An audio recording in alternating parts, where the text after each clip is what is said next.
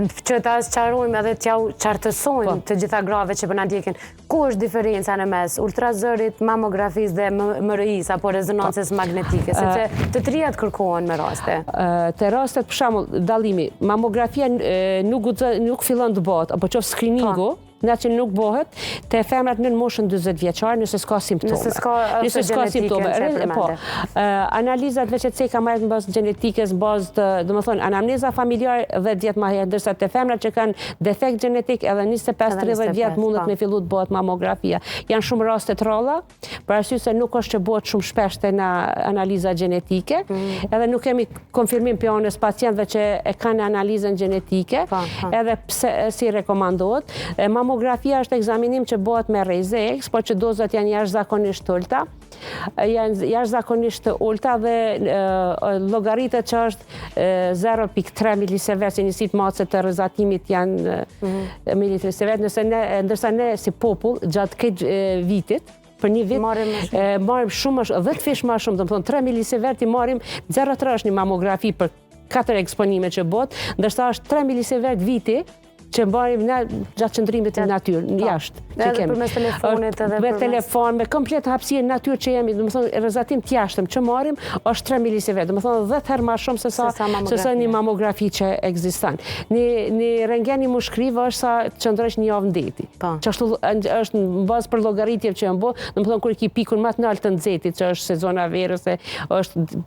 dielli shumë më i fortë, të gjitha është domethënë është një rentgen sa ato, se gjithmonë kanë frikën jo ka rrezatim dhe është i dëmshëm. Jo, nuk është e dëmshëm, se mamografia zakonisht rekomandohet një herë në vit ose një herë në bazë gjetjeve, edhe shkon pastaj në bazë gjetjeve nëse nuk kemi ndryme, shkon edhe një herë në 2 vite, por gjithmonë me rekomandimin që pacientat i nënshtrohet vazhdimisht vetë ekzaminimit. Edhe pastaj edhe ultrazana, gjithmonë se ultrazani është nuk përdor rreze, është sipas kostos është i lirë, është më i shpejt në përgjigje, nuk ka rrezatim. Për kundërshtaj që mamografia shumë pa ka, po metodat që përdor ultrazani nuk janë me rrezë X. Është edhe metodë tjetër shtesë, është rezonanca magnetike e gjirit, e cila në kohë të fundit, domethënë te rastet të cilat janë të dyshimta, kur kemi të bëjmë për detektim të stadeve të hershme. Për shembull ndodhet që në mamografi kemi vetëm mikrokalcifikate, dihet që kalcifikatet e imta patologjike, se ka kalcifikate të ndryshme gjirit e femrave, domethënë janë benigni dhe maligni. Shumica janë benigni, po vetëm një grup i vogël janë maligni. Edhe të cilat me ultrazan nuk detektojmë asnjë ndryshim, se baza e një tumori primar malign apo kanceri i gjirit janë kalcifikatet. Edhe kur e shef me ultrazon nuk detekton asnjë ndryshim. Edhe këto raste për me plotësu, përveç metoda shtesë që janë magnifikimi me mamografi dhe spot compression që zmadhon vetëm pjesën ku janë grumbulluar në kalcifikatet, derisa nuk mundi me bëj zgjedhje, shkojmë me rezonancë magnetike, dhe me rezonanca magnetike është ajo se pas kontrastimit të zonës që kemi, ajo vetë edhe bën edhe detektimin e zonës në të cilën kemi nevojë me bëj intervenim, për shembull kemi nevojë me ekstirpu, domethënë aspektin kirurgjik, vetëm kalcifikate, jo me operu tansigjinin, edhe kjo është një për metoda tjera shtesë diagnostike, për arsye se kur kemi vetëm kalcifikate në bashkëpunim me kirurgjinë torakale,